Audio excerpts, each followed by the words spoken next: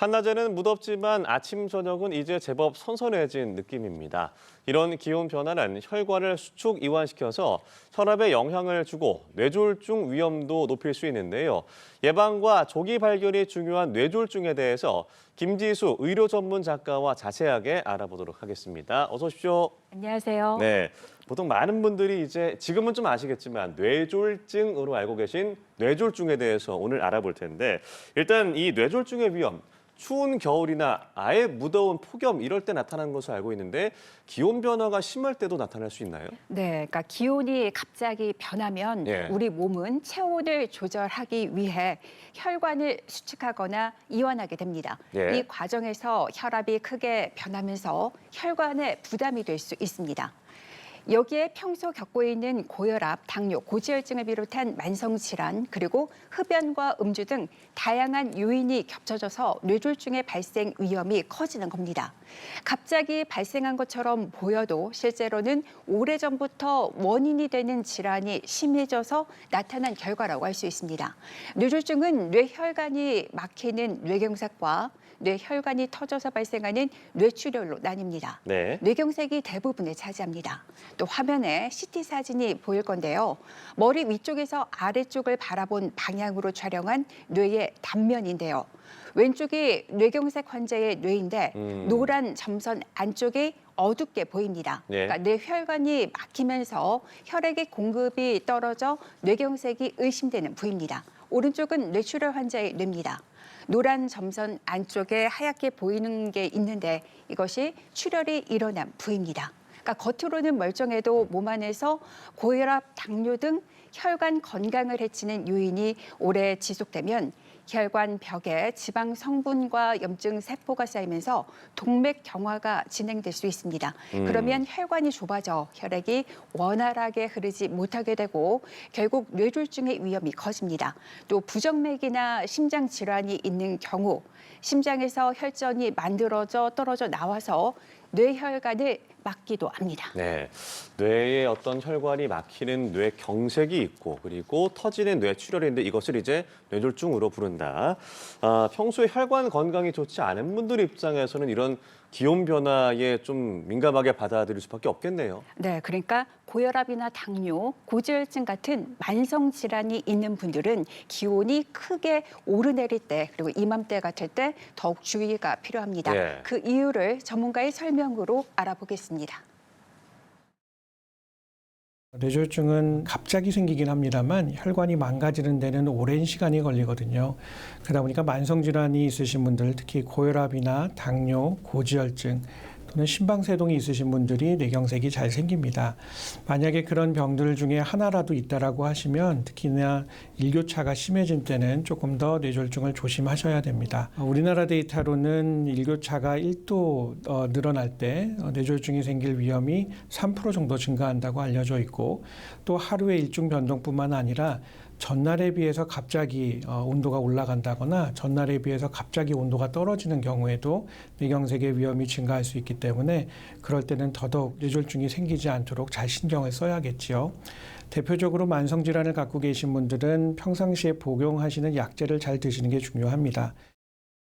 말씀을 해주신 대로 평소에 복용하고 있는 약이 있다면 더 잘 챙겨야겠군요. 네, 이때 빠뜨리지 말고 복용을 해야 되고 네. 증상이 일시적으로 없다고 하더라도 환자 임의로 그 복용을 중단해선 안 됩니다. 또 갑자기 찬 공기에 노출되지 않도록 겉옷을 챙기는 노력이 필요합니다. 이렇게 신경 써야 하는 건 뇌졸중의 위험성이 크기 때문인데요. 목숨을 위협할 뿐만 아니라 살아남더라도 심각한 후유증을 남길 수도 있습니다. 반신마비나 언어장애, 삼킨장애, 그리고 인지기능 저하가 후유증으로 남는다면 일상을 혼자 이어가기가 사실상 어렵습니다. 네. 그러니까 후유증이 생활 전반에 걸쳐 영향을 줄 수 있는 건 뇌가 몸의 거의 모든 기능을 담당하기 때문입니다. 움직임은 물론이고 말하고 생각하고 기억하는 기능까지요. 그러니까 뇌혈관에 문제가 생기면 생명은 물론 이후의 삶에도 큰 영향을 줄 수 있다는 것이죠. 따라서 증상을 미리 알아두는 것도 중요합니다.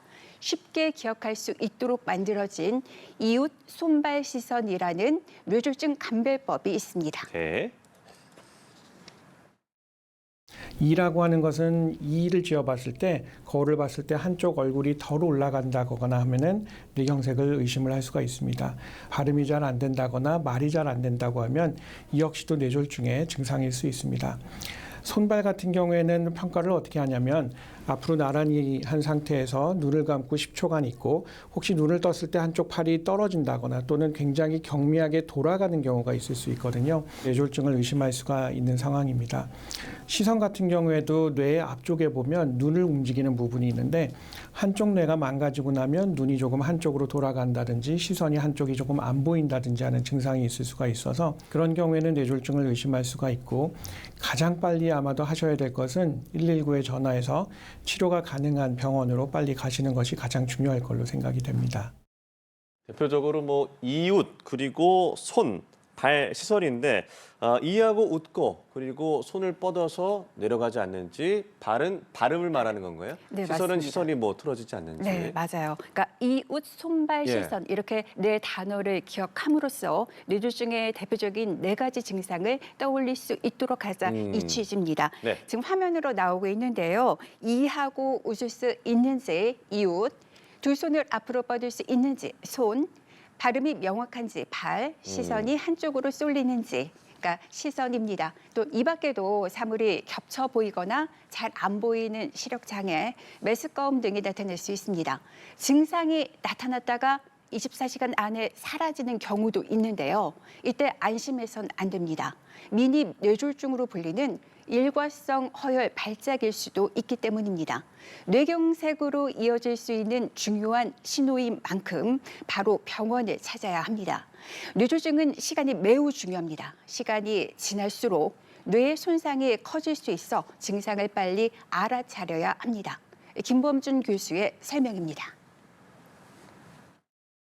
병원에 도착하게 되면 뇌졸중이 언제 생겼느냐가 가장 중요합니다. 따라서 본인이 발병한 시점을 아는 것이 중요한데요. 그 이유는 뇌경색이 생기고 나서 한 4시간 반 이내에 오시게 되면 여러 가지 조건들을 따져보기는 해야겠지만 혈관을 뚫어주는 약을 사용을 할 수가 있습니다. 또 최근에는 과거에 쓰던 약보다 더 효과가 좋은 약이 올해부터 들어올 예정이라서 혈관 재개통술을 받기 위해서는 반드시 본인이 뇌졸중이 생긴 시각을 잘 아는 것이 중요합니다. 4시간 반이 지났으면 어떻게 해야 될까요? 24시간째까지는 혈관을 물리적으로 뚫어줄 수 있는 흔히 혈관 내 재개통 치료라고 하는데 그런 방법이 있습니다. 간혹 잠자고 일어나서 아침에 증상이 발견되는 경우가 있습니다. 마지막으로 정상이었던 시간을 저희가 증상이 발생한 시간으로 사용을 하기 때문에 환자가 언제 주무셨는지 이런 것들을 알고 가는 것이 가장 중요하다고 말씀드릴 수 있겠습니다. 네, 뇌졸중은 정말 시간과의 싸움인 것 같은데 가족이 이런 증상을 발견하면 바로 병원으로 데려가야 될 것 같은데. 네, 그래서 가족이 가장 먼저 해야 할 거는 119에 전화를 하는 겁니다. 예. 빨리 옮길 수 있도록 하는 것이죠. 그리고 하지 말아야 할 것들도 있는데 환자에게 물이나 약을 먹이는 건 피해야 합니다. 뇌졸중 환자는 삼키는 기능이 떨어질 수 있어서 물이나 약이 기도로 넘어가면 흡인성 폐렴을 일으킬 수 있습니다. 예. 평소 복용하는 약의 처방전을 챙겨가는 것도 중요합니다. 의료진이 환자의 병력과 복용 중인 약을 확인함에 따라서 치료 방법을 안전하게 결정할 수 있습니다. 그 평소에 대학병원에 다니면 대학병원 앱에 본인이 먹고 있는 약의 처방전이 대부분 나와 있으니까 이런 점도 기억하시면 좋을 것 같아요. 치료를 받고 이러더라도 꾸준하게 관리가 필요할 것 같은데 어떤 방법들이 있을까요? 네, 한번 뇌졸중을 겪은 환자는 재발 위험이 상당히 크기 네. 때문에 말씀하신 것처럼 평소에 관리가 중요합니다. 평소 만성질환 지병을 관리하고 꾸준한 운동 그리고 건강한 식습관을 유지해야 합니다. 한번 손상된 뇌조직은 다시 살아나는 건 아니지만 재활 치료를 통해 남아있는 뇌 기능을 최대한 회복할 수 있습니다. 뇌졸중이 생기고 나서 우리가 흔히 혈관을 뚫어줄 수 있는 골든타임을 가장 많이 얘기합니다만 재활치료를 통해서 회복할 수 있는 것도 골든타임이 있기 때문에 그 기간 동안에는 열심히 재활을 하셔가지고 기능적으로 회복하는 것이 중요합니다. 그리고 그 이후에도 환자분들이 뇌졸중이 다시 생기지 않도록 관리하는 것이 가장 중요하다고 말씀드릴 수 있겠는데요. 그 과정에서도 열심히 운동을 한다든지 또는 특히 유산소 운동 하루에 30분 이상 일주일로 5번 이상 정도로 하게 되면 뇌경색의 위험을 또 줄일 수 있다는 그런 근거들이 있기 때문에 식사도 잘 조절하셔서 다시 뇌경색이 생기지 않도록 유지하는 것도 저는 굉장히 중요하지 않을까 생각합니다. 네, 평소에 운동을 하는 것도 굉장히 중요하다라고 하셨는데 이런 뇌졸중을 예방하기 위해서는 평소에 어떤 노력들이 더 필요할까요? 그러니까 가장 중요한 건 뇌졸중 예방의 기본은 혈관을 깨끗하게 관리하는 겁니다. 나빠지지 않도록 관리하는 건데요. 만성 질환이 있다면 평소 약을 거르지 말고 혈압과 혈당, 콜레스테롤 수치를 확인하며 관리해야 합니다.